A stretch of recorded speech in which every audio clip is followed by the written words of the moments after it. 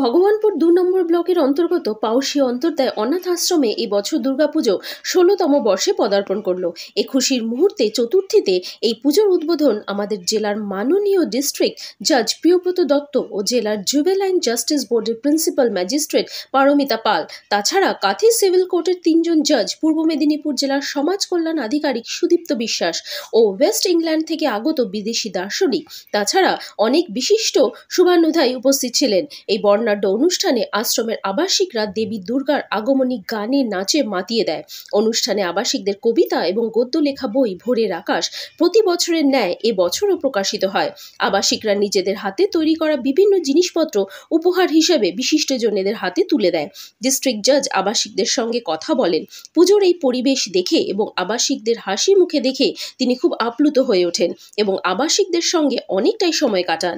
Bureau report, news Bharat 24 hours. এটাকে একেবারে সংশোধন করে সুন্দরভাবে প্রকাশের তিনি দায়িত্ব নিয়েছেন। সম্মানীয় প্রদীপ গুপ্ত মহোদয় এই মঞ্চেও তিনি আছেন। আমাদের ভোরের আকাশ এই নামের পত্রিকাটি সম্মানীয় প্রদীপ গুপ্ত মহোদয় বলছিলাম দেখেছেন সকল আশ্রমের পালক বালিকাদের কাঁচা হাতের লেখাকে একেবারে সংশোধন করে সুন্দরভাবে প্রকাশের তিনি দায়িত্ব নিয়েছেন। সম্মানীয় প্রদীপ গুপ্ত মহোদয় এই মঞ্চেও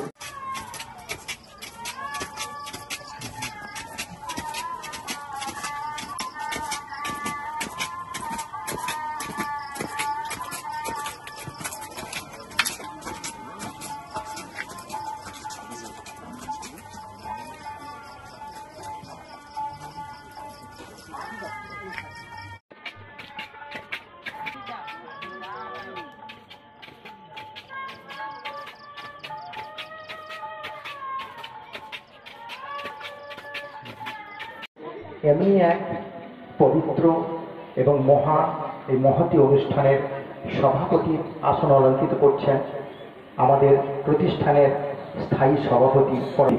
এই আশ্রমের সঙ্গে নারী কাটা সন্তানের মতো নিজেকে যুক্ত করেছেন। শুধু এইটা আরেকটি পরিচয়, আরেকটি পরিচয় রয়েছে যে সমস্ত গ্রামীণ কবি